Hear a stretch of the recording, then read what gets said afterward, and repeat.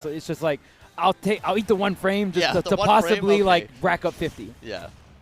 All right, so we're going to be getting into Eon versus La Luna. Eon, he's number, what is he, 7? 7 in SoCal. Yep. Recently got 25th at Switchfest. Yeah, he had a very great performance there. Yeah. Obviously wanted to get farther, but you know how it goes, man. Not everyone can get as far as they want. But that's the cool part about being a competitor, right? You're always just striving to improve yourself. Yeah, we're going to see a Joker down. This is going to be a really cool clash. Eon versus La Luna. Like we said, we're going to see a little clash of just like games in terms of like roots, right? And one cool thing, I feel like a lot of Smash players, depending on which Smash game you learn first, will definitely show like how you play Ultimate. It's really funny, and it's cool to see. And it's interesting, like the way that shows itself oftentimes is like what they prioritize, right? Yes. So let's say a player gets a grabs. A lot of, melee players will go for a grab that gives them a 50-50 mix-up, whereas a lot of Ultimate players will be like, oh, I'll just take the stage control and let trap. Yep, give me that ledge trap. Right now, ooh, wow, the counter great though. Counter. Yeah, he knew that was coming 100%. Yeah, and I mean that's one of the mini games you play against Arsene. You play the don't get back here game. Yeah, in this Joker Ditto, it's so important to get your meter, at the kill percent, but who cares? You don't need kill percent Arsene when you've got fair, drag down up air, into the down smash. Definitely one of the stronger things about Joker is he doesn't really necessarily need Arsene to kill.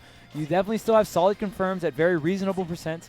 Fair one into drag down on a platform up smash or drag down smash. Seals out stocks at 110, 120%. Very, very good. Yeah, we're seeing a lot of kind of, nair play. These guys are really dancing around each other in the neutral, just kind of using their nair to space out. But now the Arsene is out for Eon. This is, what, his third Arsene? Yeah, and here's the other Arsene to come out and play. Right now, can Eon at least cash in with some damage? No, La Luna will go ahead and take that stock. We'll see if we're going to wait it out on the Angel platform. Oh, yeah, we're waiting. We're waiting all day.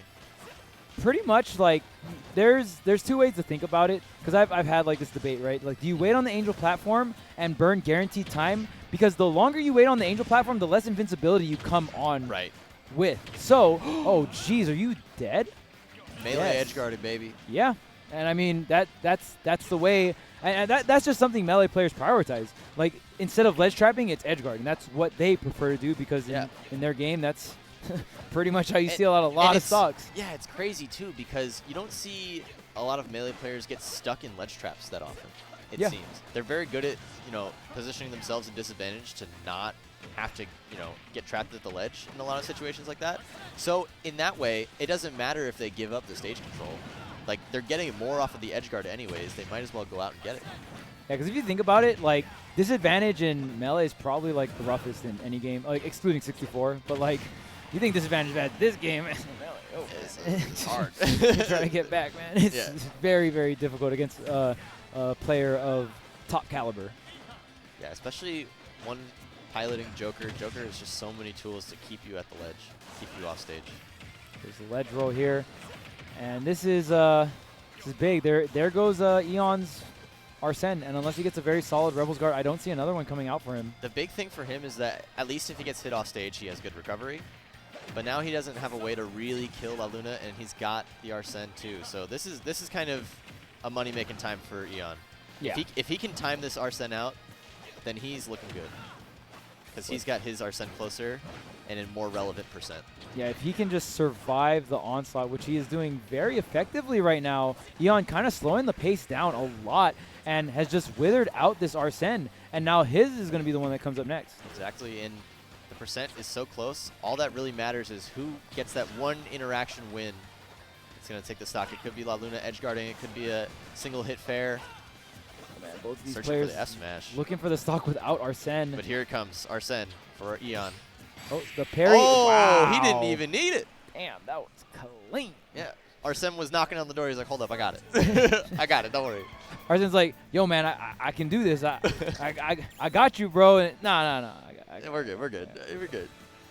Man, and Luna had a pretty sizable lead there. I feel like the main thing Eon did was he just slowed the pace down when the Arsene was out.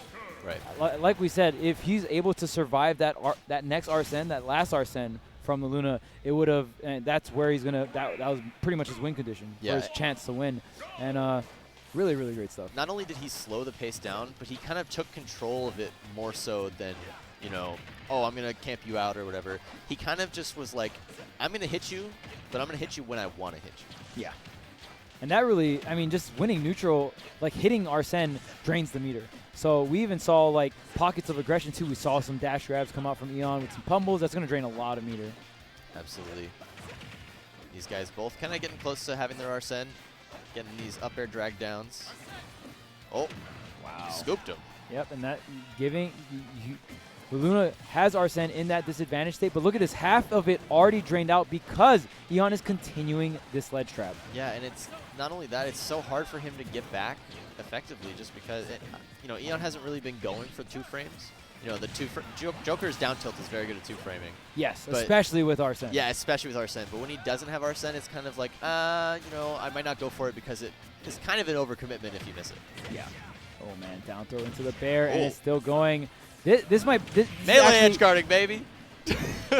You know what? Him getting Arsene actually messed him up there. Yeah. Because he got the Arsene that late, and he didn't have the grappling hook. Grappling hook is a better recovery than Arsene. Yeah, dude. That's what I'm saying. Like, in disadvantage, you always want to be normal Joker, not just because your Arsene's running out, but because your recovery is just better. Yeah, yeah. You have way more mix-ups. Like, look, you can do that kind of stuff. You can stall out the grappling hook, too. So you just have so much more options, man. And really, it just looks like Eon is snowballing this lead. Yep, it's hang time. You got that hang time. You might as well. Trying to get something lined up here. Luna now off stage. The Arsene is online. See how much meter he can stall out. Oh, now Arsene online for both. Ooh, man. What a snipe. Yeah, sniping him with that side B. Going to blast him off. And still got the Arsene on deck here. But that's getting drained up real quick with some of these low percent combos. Yeah, he hasn't been able to win neutral since you know, Ian has come back. And with the Arsene gone now, you know, that's kind of a lot of missed potential. Oh, wow. What the spacing. Yeah, the spacing on that get-up attack, really solid stuff coming out from Fly Society's own Eon.